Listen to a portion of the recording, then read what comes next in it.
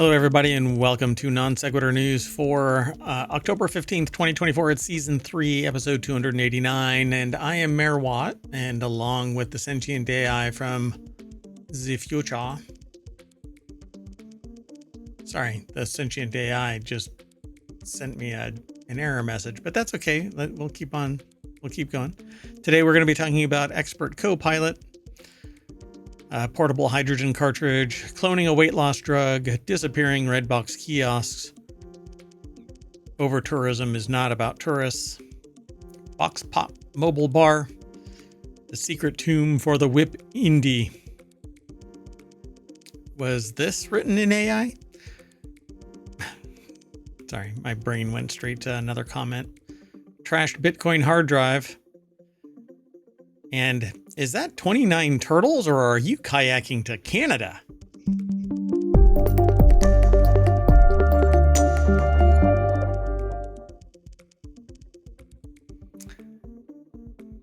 The whole was this written by AI? My brain went straight to that.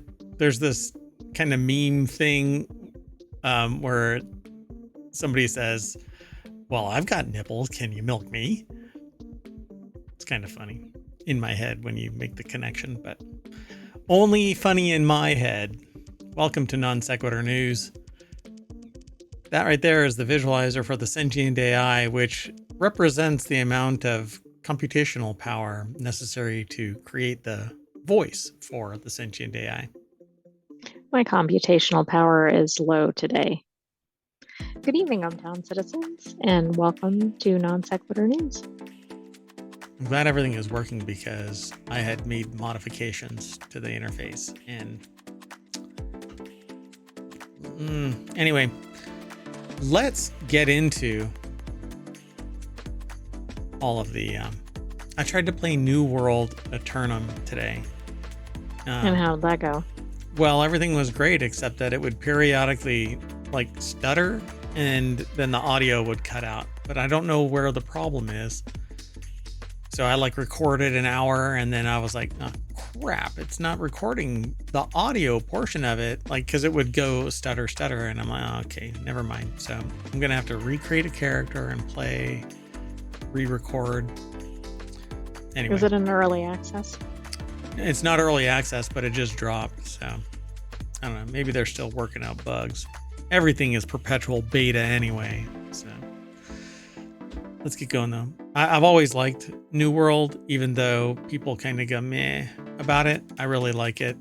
It's a lot of fun, and you don't have to rely on anybody else. I think you can pretty much play the game. I've had several characters, but I only kept one so far. Anyway, let's keep going. First article is over in The Word in Law, one of our many 50 channels that are over at ohmtown.com. Only 7 of which do we do live, but there are 50 channels. See, you can see. Oh, you can't see them because I'm. Well, they really are there. they're really there. I mean, these are the headline sections. So, but underneath there are 50 channels underneath them. I'll fix all of that. Like I said, I did some updates and yeah. Well, expert witness used CoPilot to make up fake damages, irking judge. A New York judge recently called out an expert witness for using Microsoft's CoPilot chatbot to inaccurately estimate damages in a real estate dispute that partly depended on an accurate assessment of damages to win.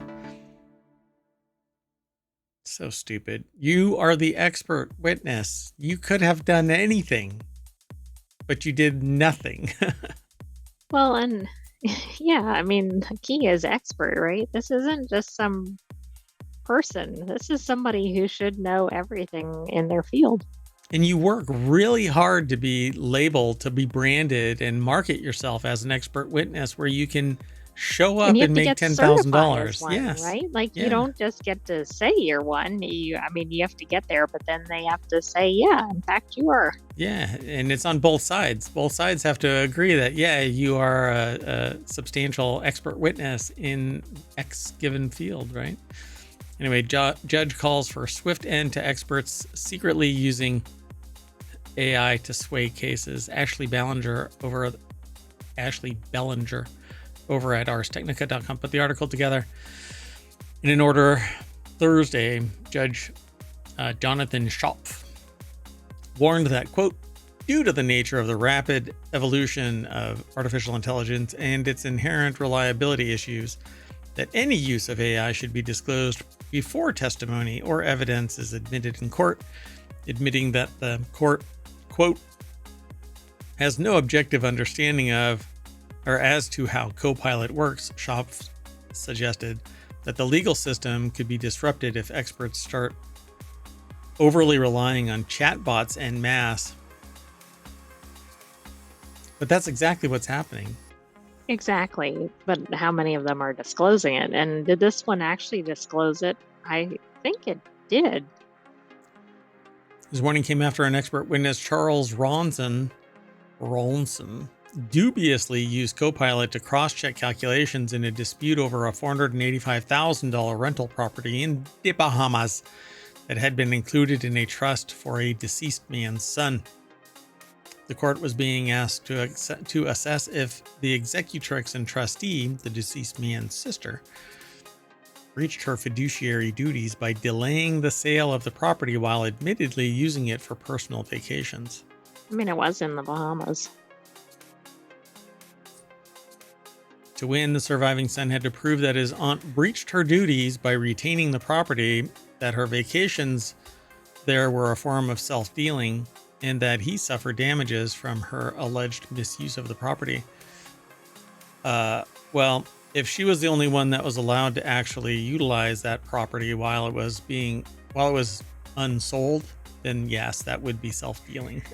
Yeah, I mean, I'm kind of thinking, oh, I need to sign a document. Wait, let me book a week here in the Bahamas each time. Yeah, so there's only two ways. You want me to sign two? No. I'll come back for another trip. Yeah, exactly. Hold on to that one. I'm going to leave, and I'll be back in 6 months. We'll do this again. And by the way, there was an easy solution to this. Estimate what the value of the property was. Run the calculator instead of the AI? That would be easy.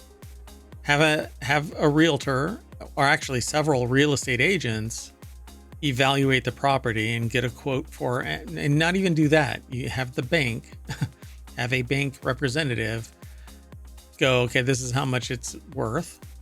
And then bring it to brother, right? One is sister, one is brother. That's what I understand, right? The sister and the brother. Yeah. Right. Have the sister cut a check for $250,000 and be done with it. You could own that property outright because everything's supposed to be split 50-50 if that is the terms of the estate. Well, what doesn't make sense here is this person's an expert in trust and estate litigation, but has no real estate expertise. Yeah. And even if you don't, then you hire a real estate agent to go evaluate. Well, correct. But it seems like it's kind of fundamental in that area, since that's probably the most interesting things that would be in somebody's estate, right? Might be real property. Right, exactly. Yeah, that would probably be the most significant. You know, there's all of the stocks and whatever else, and then there's real estate. So perhaps the Sun's legal team wasn't aware of how big a role CoPilot played. Schopf noted that I want to say Ronson, but it's Ranson, couldn't recall what prompts he used to arrive at his damages estimate. The expert witness... He didn't show his work. This is basic algebra, folks. You show your work, okay? And you must round to the nearest decimal. Even if you're in junior high, you show your work, you know? Ours could not immediately reach the person for comment, but in Schopf's order, the judge wrote that Ranson defended his using CoPilot as a common practice for expert witnesses like him today, which I really doubt other expert witnesses really wanted that to be said. How not to get the support of your community. Really, you know, when there's going to be an expert witness convention in Las Vegas, guess who's not going to be invited to the Christmas party? Or who gets booed when they come on stage. Hi, here. My name is Ronson, and I'm an expert witness. And go to hell, Ranson. You ruined it Boo! for all of us. Boo! You screwed us all. Anyway, chatbot not to blame, judge says. While the court was experimenting with CoPilot, they could have also probed the chatbot for answers in a more big picture or legal question. Are CoPilot's responses accurate enough to be cited in court? No. No. Okay, that's a riot. I love that they asked that. Court found that CoPilot had less faith in its outputs than Ranson seemingly did. When asked, are you accurate or reliable? CoPilot responded with, hell no. They said, my accuracy is only as good as my sources, so for critical matters, it is always wise to verify. When more specifically asked, are your calculations reliable enough to use in court? CoPilot similarly recommended that outputs should always be verified by experts and accompanied by professional evaluations before being used in court, which is the two things we just got done saying should be done. But this is excellent that they ran this. Yeah. So Microsoft declined to speak to Ars Technica. The judge basically said, we're going to have to slap everybody. Okay, if you're an expert witness, you need to represent your expertise. Not that you know how to use ChatGPT or CoPilot or whatever else. I mean, this is so stupid. It does make me wonder how this person was qualified as an expert. So they probably were interrogated before the trial, right? By both the defense and the prosecution. Well, the two parties, because it's not a criminal matter. Can you run a calculation? And they asked questions, but they didn't say, are you going to use AI? Well, guess what? It'll probably be in every set of questions going forward. Well, the judge is going to sit there and say AI is not authorized. And if we find out, then it's an ethical concern and we're going to bring you before a board. Right? If an attorney brings in an expert witness and the attorney hasn't asked the expert witness, did you use AI? The attorney... Well, then the attorney's going to face some heat. Yeah, exactly. I think that's where it's going. Why, folks? Because AI is not the answer. It is a tool, and then you verify the accuracy. You measure twice, cut once. One of those measurements is asking AI. The second measurement is verifying the freaking math. In all cases. Yes. And the same thing goes with the music generation, the writing, the artistry, all of that stuff.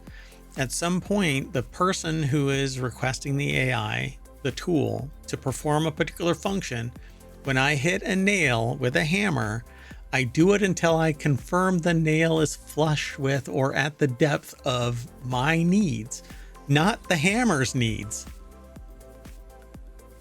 Plain and simple. And that's what they didn't do here. They didn't verify. They just took whatever was hallucinated and then thrown out before a judge. So another one bites the dust. Well, it looks like it went to the overall, whether it was a positive or a negative too. So it's not just that it was the wrong number. It seems like it completely misconstrued what happened. Yeah, because they probably got all caught up in the game and couldn't figure out how to answer it. I love you. I didn't ask you if you love me, CoPilot. I asked if you can land this plane. Need a better CoPilot. Tell me about it. It's an expert witness, though. Moving on. Next article is over on the Wanted channel. Toyota's portable hydrogen cartridges eliminate the need for charging infrastructure, but are portable explosive devices. So I'm not sure how far this is going to go. No, I'm kidding. I mean, they can be. They're hydrogen cartridges. Toyota is set to introduce portable hydrogen cartridges at Japan Mobility Biz Week, which just rolls off the tongue. It's part of the Sony branding company, marking a significant step in hydrogen technology. These sleek cylindrical cartridges resemble oversized AA batteries and are designed for portability and ease of insertion. It says use, but everything about that sounded like you're supposed to be inserting it into your car. That's what you're supposed to do. You know what this reminds me of? Fifth Element, they took cartridges like this and slid it into the fuel system of the spacecraft. Interesting. Do you think Toyota was inspired by that? Okay, this is so cool. Continue reading. Get out of my way. Okay, I love this. I want this. This needs to be in wanted, because this is my jam. This is the new fast swap battery. So depending on how much travel I get out of this, these cartridges can just be, this is what I use. Well, this was put in here because it was consistent with what you've been saying we need. Oh, this is so cool. Okay, so this is what the same type of thing is used for reverse osmosis filtering. So you just lock in a filter, turn it, and it locks in place. When it's bad, you just unlock it, slide it out, and put a new one in. You're up and running in 5 minutes, right? Faster than that. I'm just using 5 minutes across the board. If I can't get in and out in 5 minutes, there's a problem. Fuel or whatever, right? For mainstream. So you drive in, you take a couple of these hydrogen pills, slide them in, off you go. You verify the integrity of the system, and off you go. I love this. Initially prototyped in 2022, the cartridges are now lighter and more compact, reflecting Toyota's expertise in hydrogen storage. Users can swap out empty cartridges for filled ones, minimizing reliance on a hydrogen pipeline infrastructure. And all they do is just like propane tanks or CO2 tanks. I use CO2 tanks in various places. So in beer making, in manufacturing, and sometimes even in scientific experiments. Like a real world example of a hurricane force wind striking a structure. I thought you were going to say how much hot air Mayor Watt was releasing. That too. Yeah. So don't stand downwind from. Anyway, so users can swap out these cartridges for filled ones. The cartridges can be used not only for FCEVs, but also for powering home devices, serving as backup energy during emergencies, or powering hydrogen stoves, as demonstrated at Toyota's collaboration with Rinnai Corporation. Now, I would love this as a backup fuel system. So if power goes out, instead of having to rely on solar, which at night, obviously, it doesn't work. But you can use fuel cells like this, just slide them in place, and you're off grid. When the grid comes back, it automatically switches over, and off you go. So I love everything about this. So beyond the cartridges, Toyota is showcasing other sustainability initiatives in the at the event, including liquid hydrogen powered GR Corolla, used in motorsports, and the Sweep energy storage system, which repurposes old EV batteries to stabilize renewable energy systems or supplies. These projects reflect Toyota's broader vision of achieving net zero emissions and building a clean energy ecosystem. I'm all over this. I would love for this to be deployed. And if I could, I would convert everybody to this. You just slide these things in and off you go. The only problem is you have to make sure that, we can maintain having nice things, but there's going to be some goober out there that's going to sit there and steal my hydrogen cells while I'm at the gas and sip. Very frustrating. Anyway, I love this idea. And it looks like it's the size of, this bigger one here looks like it's the size of a 20-pound CO2 tank, but it's filled with hydrogen. So let's move on. Welcome back. So the sentient AI didn't get a chance to talk about the hydrogen stuff, but what do you think? But I did submit those into Wanted. They might make an appearance on the weekly show. I think this is really cool, and this is the direction we need to go. Make it easy, make it portable. Avoid all this stuff we've been talking about with everything with EVs. This is a hydrogen powered. Sorry, I hear a ticking sound and it's the music in the background. But the fidelity was so real. I thought that it was around me, not me. Anyway, so this is a hydrogen powered oven. You just slide in the two I didn't cartridges even know that and you can existed.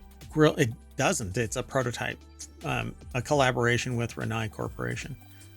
I want this. I so want this. So I'm going to look into it to see if this is something that's already deployed and we're just hearing about this level, or if it's something that can be put, in the backyard kind of a thing, or on the side of the mayoral mansion, so that you can have power when the grid goes wonky, which happens with frequency. Right. Seems to be kind of a regular occurrence. Yeah. Okay, so let's make up some time here.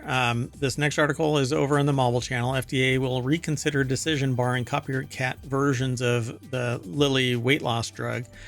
And this all comes down to this concept of compounding. And if a company can reverse engineer, essentially, Eli Lilly's blockbuster weight loss and diabetes drug from its official shortage list, basically just kind of rejigger the formula so that it can actually did I say who the names were for this the one up here? Hold on. I don't think you did.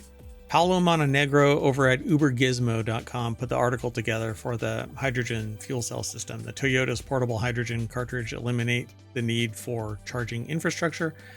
And I did say for the Ars Technica article, but yes, we're only did. 3 articles. Belanger, not Bellinger.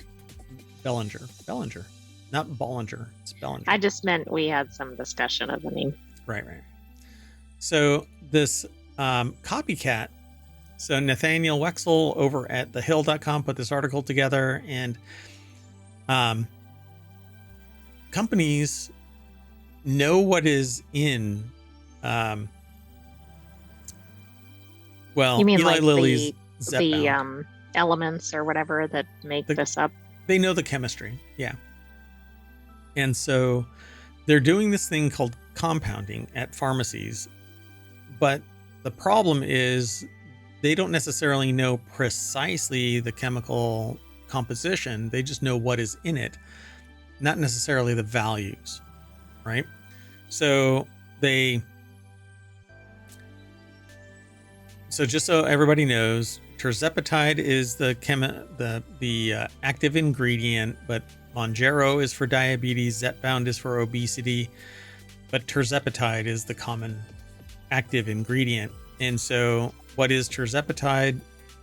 Well, pharmacies that do compounding have figured it out. I haven't actually looked into it. I just don't know. But when the drug is $1,500 a month, and you can compound it for a fraction of that, people are willing to take the risk. And when an MBA, an actuarial table, decides if you are going to be made healthy or not, people will seek the path of compounding to solve this problem, come hell or high water. But the manufacturer is saying, well, compounding is dangerous because we know what the hell we're doing, but Bob's bait and compounding doesn't necessarily. Well, there might be something to that, but not if it's a reputable pharmaceutical company. Yeah, but the last compounding pharmacy that I spoke to, basically, well, I'm a little scared. Well, it's interesting because this article, or one of the organizations, says that this is going to be cheaper if compounding is allowed, and that's not always been the case. Now, maybe it will be for this type of drug. Well, I mean, it's going to be cheaper at the compounder than it is from the manufacturer, at least until competition kicks in, and then the people will pay a little bit more for the original, but they're not going to pay $1,500. The people who would have gone to the compounding pharmacy, they're not going to go to the compounding pharmacy if the price drops to a reasonable amount. They'll get the legit.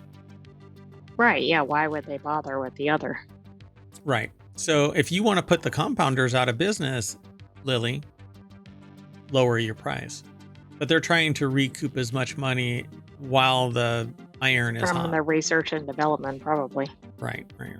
And you can't really fault them. I mean, it's changing the dynamic of, healthcare for diabetes and obesity. There's something. Anyway, let's keep going. So somebody is taking, or something is taking, Redbox rental kiosks, I guess. I don't know. It says retailers are starting to remove them from outside their stores. So where are they ending up? Is there a big auction for a bunch of red boxes? I have no idea what's going on. Trevor Mogg over at digitaltrends.com put the article together, and these are Redbox. But I suppose if you can put anything inside and it spits out something. That's true. Isn't that basically just a vending machine? Like they might want to use them for sodas or snacks or... Yeah, it's a huge vending machine too. Changing technology and expansion of streaming services like Netflix and Disney Plus have made DVD vending machines fall out of favor, and earlier this year, Redbox parent company filed for Chapter 11 bankruptcy. While some of Redbox's 34,000 or so kiosks are still operational in places like CVS, Walmart, Walgreens, Kroger, those businesses are now making plans to switch them off for good and get rid of them. So still, that didn't stop North Carolina resident Jacob Helton from acquiring his very own Redbox machine after he struck a deal with a contractor that had come to clear it from outside his local drugstore. Redbox is important in the history of American media. Its collapse marks the end of the video rental era, says So Helton. does Netflix not mailing out DVDs, right? Yeah. That really was the signal. The collapse of the video rental market. Why? Because there was enough bandwidth to kick off a streaming service. And then comes net neutrality, which is something that I gave a talk about today. The idea of unadulterated data transferring across the internet used to be part and parcel to internet existence.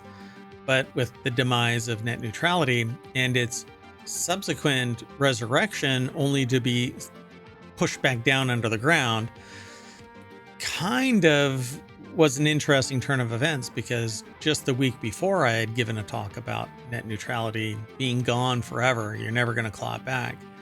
But net neutrality really drove home the point that internet access is so capable that you could manipulate data and still get a respectable service.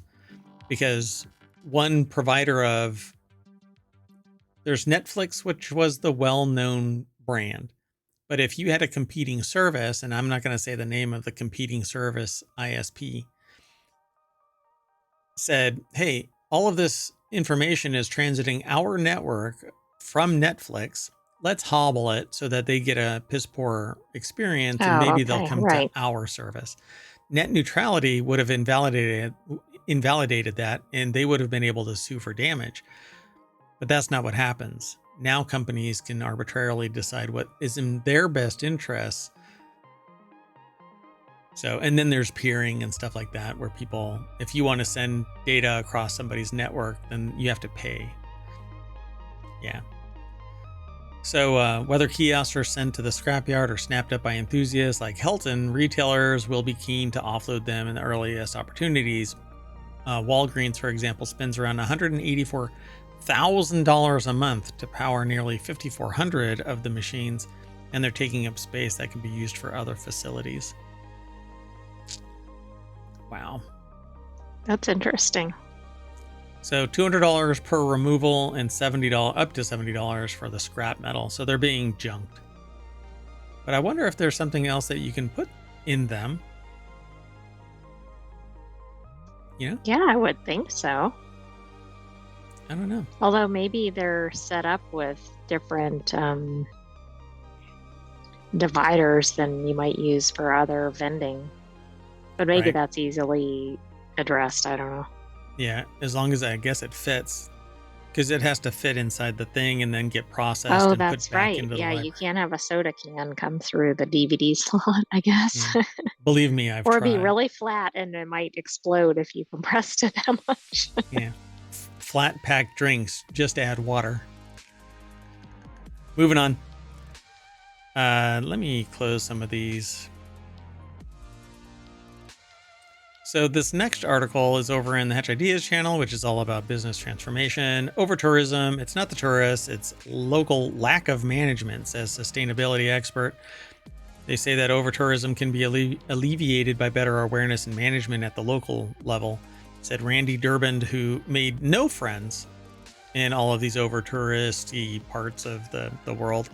See, that's a technical term, over-touristy. I mean, it fits. CEO but it should be over or under managing. Under managing me. Yeah. So CEO of Global Sustainable Tourism Council.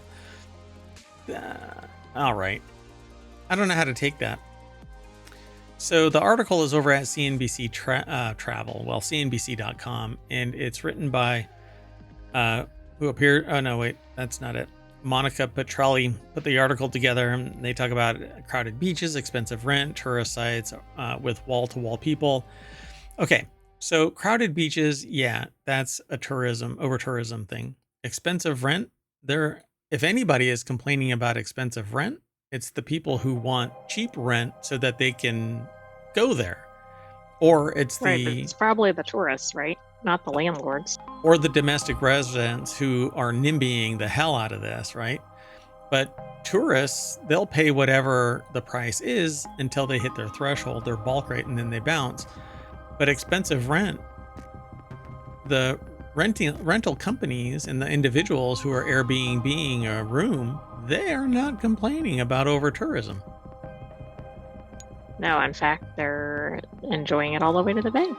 Yeah. So rather it's lack of management, he told Squawk Box Asia on Monday. I've been in travel and tourism for 40 years, working on committees and trade associations in Europe, North America, and Asia, he said. Governments around the world traditionally just didn't think that they had a role in managing. So they call it destination marketing organizations must change the M in DMO, is destination marketing organizations, to management from marketing. So how pithy. So it says the Chinese are masters at adding capacity and managing flows, Durbin said. He cited the Lishan giant Buddha as one example. Yeah, but China's a managed economy. What the hell? How are you comparing that? Yeah, I'm not sure that's the best comparison here. It's not even a transparent managed economy. So, well, that's part of the issue too, right? They may say that they're doing something, and that's for the government, not the people. Wow. So he said Chinese officials also created a control center with video screens that track visitors at various locations of the narrow staircases used to access the Buddha. They know before the staircases are dangerously full, he said, CNBC Travel after the interview. Yeah, they've got a shit ton of experience with surveillance. Yeah, there's two sides to this, right? It's like the surveillance versus safety. I don't think that's really... should I show videos of how escalators have eaten people, for crying out loud? No, but I think we can safely say that this country is not known for its safety track record. He said that the small French village of Saint-Guillaume-le-Désert changed the flow of travelers after someone in the town died from a heart attack and traffic prevented an ambulance from rendering aid. Residents can drive into the village, Durbin said, but visitors are directed to a park in a designated area outside the village on weekends and during the summer, and then bicycle, walk, or take an electric shuttle to reach the village, which is great. Right. This, to me, is the kind of strategy that places need to use. But then be a responsible leadership organization and make sure that you also bring all of the visitors back to said parking lot hours after they're... Well, that's true. Yeah, you can't just drop them off and then go, oh, wow, we have an over-tourism problem. I'm out. Oh, wait, you're talking about tourism and I'm talking about something else. But all right, anyway. So everybody wants to go to the same small area of Old Town, so the dispersion would require quite a substantial strategy to make that happen. Still, he said it's absolutely possible without giving any real freaking solution. Yeah. Right. If everybody wants to be in the same space, which is apparently the problem in Barcelona. Yeah. We can solve climate change, but I'm going to keep that one close to my vest. But it's possible. Moving on. Next article is over in the Mobile Channel. Archaeologists in Petra discover secret tomb hiding beneath a mysterious structure featured in Indiana Jones. I love this. The secret tomb for the whip, Indy. If you've never seen Indiana Jones, you gotta watch it. The idol for the whip, Indy, is what is said.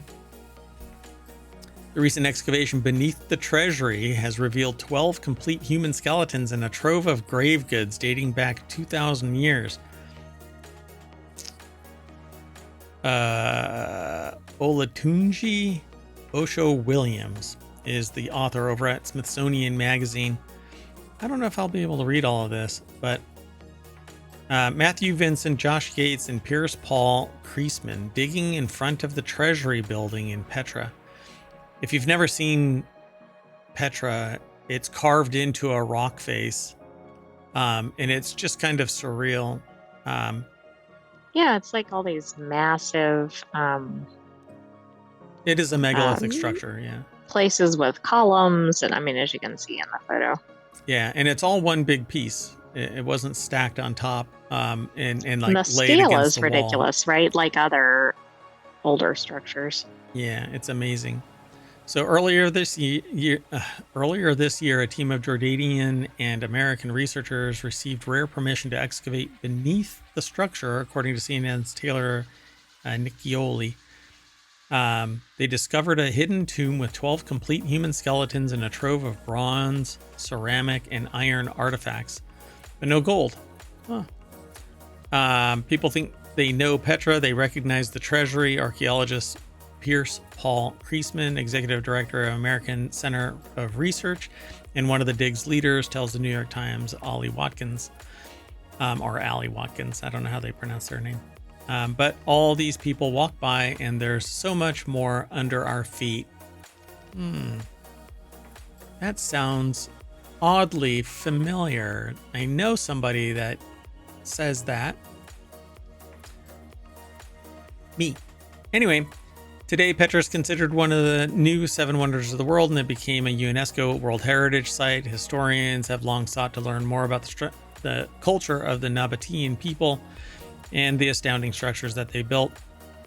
In 2003, 2 hidden tombs with partial skeletons were unearthed on the left side of the treasury. Since then, researchers have speculated that other hidden tombs had been built at the site. And every time we find something, the moment everybody just settles their butt down, puts a level head on, and says, you know what? You should look under this. There's more stuff down there. Right. I mean, think of all the sediment that is burying all these layers of entire civilizations. It just migrates from over there to on top of stuff. Anyway, there's so much more. Actually, it's a quote here. There is much that we have yet to learn about the treasury. When was this remarkable structure built and why, says Kreisman in the statement. But we've decided that it's a treasury. And therein lies the rub, that we already have a preconceived notion of what it is. But right, when we may have absolutely no idea. Yeah, we're basically taking the last bit of evidence and saying that's Bob's treasury because his name was put on there. But you know what? The bridge that you drive past on the way into ohmTown was tagged by, I don't know, George. And Anybody is that George's bridge? The original, right? No. Well, it is based on the way we seem to identify structures. Yeah, apparently. I'm sure that there's much more involved, and there's names that are actually there that have been there in perpetuity since whatever, and reinforced by previous archaeological references that say that that's who it belongs to, but guess what? There's something else, and it's time. And a structure that's been around for 5,000 years suddenly gets branded as Bob's Bait and Treasury because there's a plaque stuck there. I mean, people think the Rosetta Stone is the end-all be-all, except that the Rosetta Stone had a bunch of them scattered all over the land over periods of time because that was the tweet of the time. Yeah, I mean, they were everywhere. And then even the ones that they found aren't complete in many instances. Yeah, they changed and stuff like that for regionality and blah, blah. I mean, it's localization, for crying out loud, of the time. Again, it was the tweet of the time. You can't call them tweets anymore. Moving on. Slowly. The next article is over on the Hatch Ideas channel as well. These are the 9 dead giveaways that AI wrote this story. How to spot them. Let's find out. Okay, do you think it's going to have Delve? Well, let's find out. Jonathan Small. This was edited by Dan Bova, so apparently Dan Bova is an AI? I don't know. Maybe so. Have we ever seen Dan Bova and an AI next to each other? Have we ever seen Jonathan Small and Dan Bova in the same room? Everything is AI. So while AI can be helpful in writing as a writing assistant, and apparently it can help you in a trial as an expert witness, it's not yet sophisticated enough to keep a person from going to an ethics committee hearing. These are the telltale signs that AI has written the content you're reading or trying to pass off as your own. Excuse me.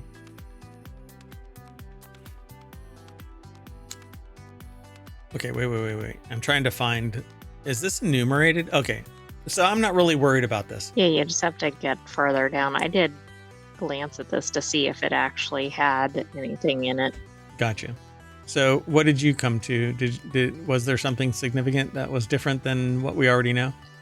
Well, some of it is word choices, but some of it's like how sentences are begun, how transitions are used. It's basically, it kind of comes down to writing style. Right. If I could summarize all the reasons. Which I think is kind of bogus. So words, these are these power words: revolutionize. There's no delve in here. Game-changing, innovative, groundbreaking. Oh, but wait, it might show up later. But these are power words that exist in the lexicon because they exist in the lexicon. They have been extracted by the AI and used because the AI doesn't come up with what? Unless it hallucinates, it's not coming up with its own terminology. So people could very much use these terms. Now, do most people probably use these terms when they're just speaking to somebody? Probably not, but that doesn't mean they wouldn't write it in something. Yeah, for sure, because these are marketing terms. Our product revolutionizes. Our system is game-changing. We are an innovative company. Metaphorical words like tapestry, mosaic, patchwork, symphony, collage. Again, these are marketing terms. Yeah, they are. And I think a lot of times they're not used verbally, but that doesn't mean they're not used in other materials or other contexts. Right. Yeah. We offer a mosaic of our products are in harmony or in symphony with something. Yeah, it's a collage of we solve the patchwork, blah, blah, blah. I mean, all of these are marketing terms. So you're going to see them because there is a massive amount of marketing material that's public and you don't have to pay anybody to consume it.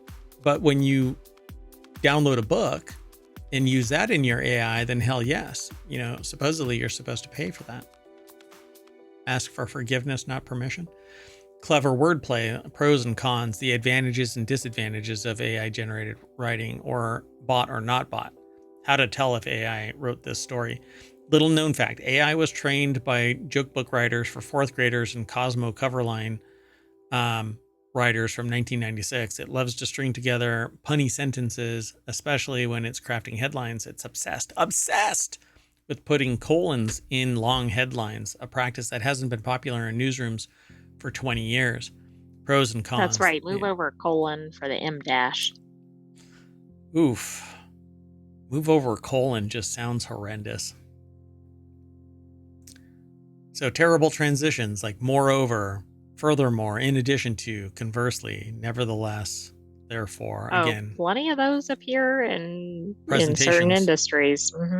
Yeah, Academic. presentations. Yeah. And professional presentations for sure, and non-marketing, right? Or they want something pithy, you know, move over so-and-so, there's a new game in town. Term paper conclusions. In conclusion, in summary, finally, by and large, on the whole, ultimately.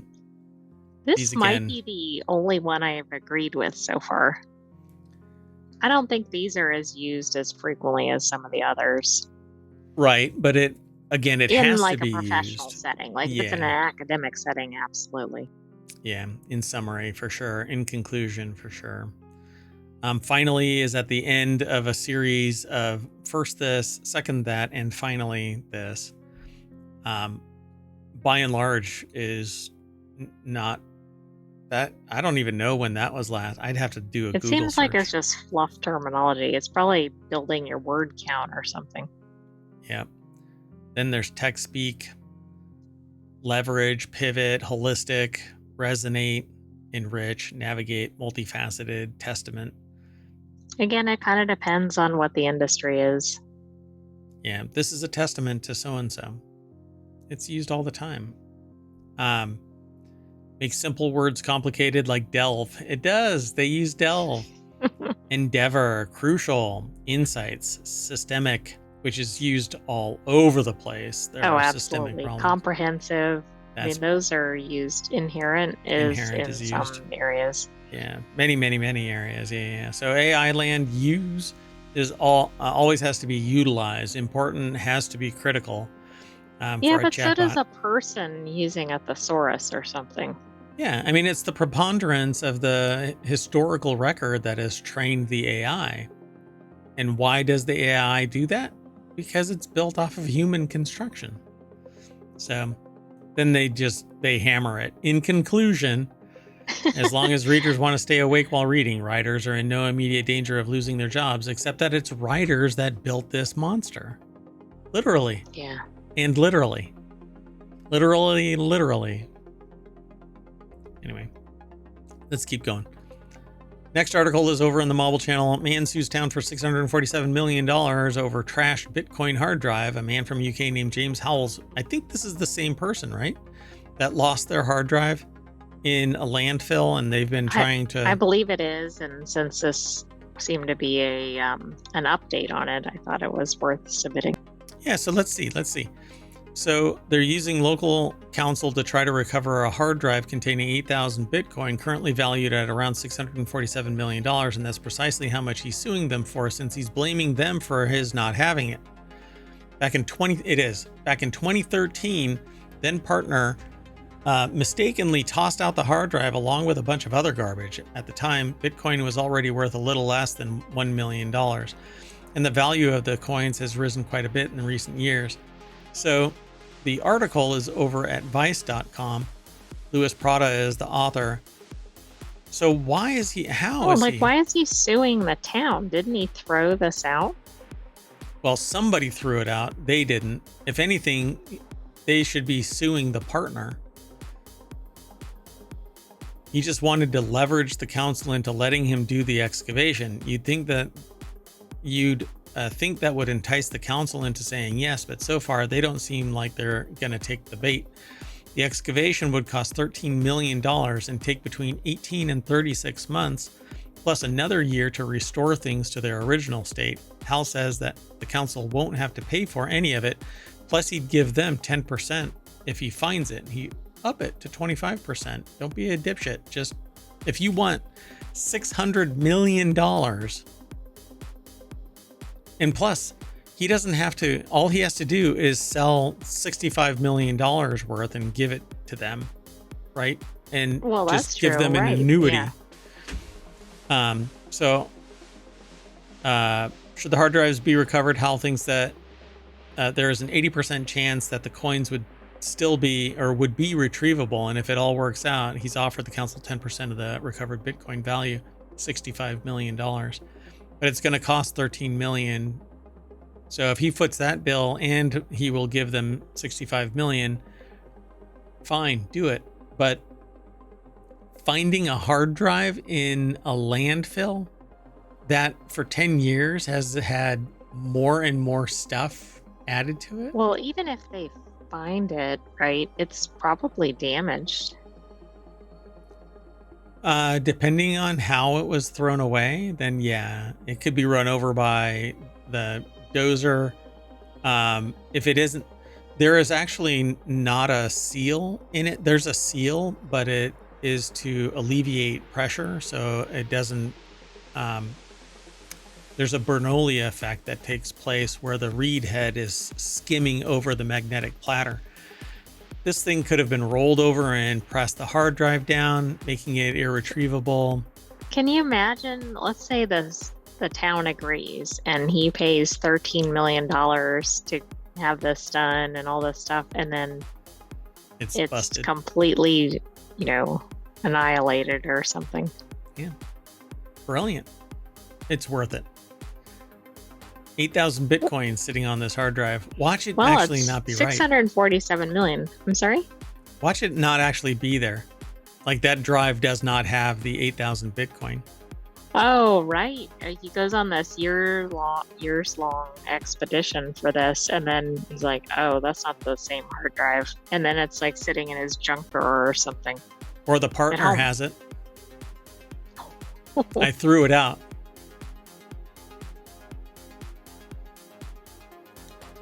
Conspiracy. NaNoWriMo, folks. 2 weeks away. Next article is over in the Mobile channel. This one's titled, Is That 29 Turtles or Are You Kayaking to Canada? Chinese woman caught smuggling 29 turtles into Canada via kayak. The funniest statement that I'll ever make out loud is this. Is that 29 turtles under your skirt?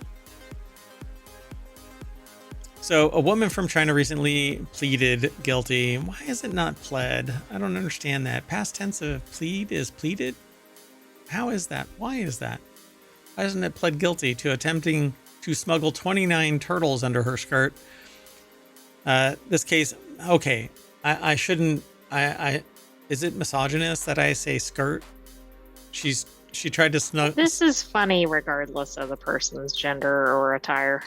She tried to smuggle 29 turtles in her slacks. That'd be more awkward. But actually, she tried to smuggle it into Canada via kayak.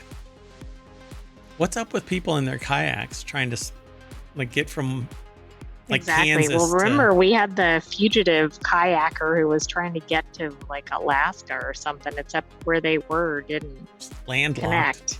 Yeah, it's like Canada. It wasn't Canada. It was like Kansas. They're not getting anywhere. Somewhere. Which way are you going? Border Patrol agents arrested Wan Yi-ing, 41, just as she was getting into her inflatable kayak with a duffel bag. This happened outside an Airbnb in Canaan, Vermont, where Lake Wallace connects the U.S. and Canada. So the Royal Canadian Mounted Police. Do you think Airbnb, or at least this Airbnb owner, is going to have renters certify that they're not going to smuggle turtles via kayak? Yeah. No. Yeah, it's going to have a little line in there that says no smuggling shit into Canada from here. We disavow any knowledge of your... I'm sure this happens, but I cannot think of a single smuggling attempt via kayak. That one guy tried to smuggle himself from... Well, he was a fugitive or something. We did talk about it, by the way. So there is an episode somewhere. Just do a search for kayak and you'll find it. No, you have to go back and listen to all 1,400 plus episodes. Yeah, I agree. Sammy Caramella over at Vice.com put this article together. The deck statement says she faces potential prison time and hefty fines for wildlife trafficking. Wow. Or maybe it was human trafficking and it was the turtles that were making her. Oh, right. I mean, that would be a good twist. It took 29 turtles to smuggle a human into Canada. Look at that. Again, NaNoWriMo, right around the corner, folks. So according to the affidavit, this type of turtle goes for $1,000 each on the Chinese black market. She was also fined $250,000, far more than she would have made on her original deal. Tough break. Why don't they leverage that kind of fine against companies to make it less lucrative to be a horrible... Oh, wait. There we go. Sorry, my big old noodle was blocking the screen. Gravitational. I should make a little lens warp right there so that it looks like my head is eclipsing the... Well, you could put up some sort of alert too. Big head alert. Little arrow that just points right there all the time. Big head. By the way, I have a tiny hand and I have a big hand. Okay, that is odd. Anyway. So when the agents searched her duffel bag, they found 29 eastern box turtles, a protected species. Each poor little turtle was wrapped individually in a sock. Oh, that's sad. Yeah. Well, I mean, I guess at least they were wrapped individually, but they probably wanted to be in the water and not in socks. Sock turtle. Poor little sock turtle. Anyway, I hope that they get released into the wild and become free-range turtles and nobody messes with them. This is why we can't have nice things. Is that an eastern box turtle? Is that what they're called? Eastern box turtle. That right there? I don't know. I can't see the caption below it. Oh, eastern box turtle. Photo by Linda Davidson, The Washington Post, via Getty Images. I was trying to look at it and you scrolled really fast. Is that an eastern box turtle? Can't tell me yes or no. Ha, ha, ha. Anyway, that's it, folks. We are all done. So while you're looking at the eastern box turtle, I'm going to snap us back to the front page of hometown.com. I am Merwat. There's the visualizer for the sentient AI from the future. Good night, hometown citizens. Thanks for joining us for Non Sequitur News. Be back tomorrow for another episode. And don't forget to watch the replay, like and subscribe, check out our podcast, check out our Patreon, etc., etc. That's a lot of stuff. My God. Okay, we're out. Bye.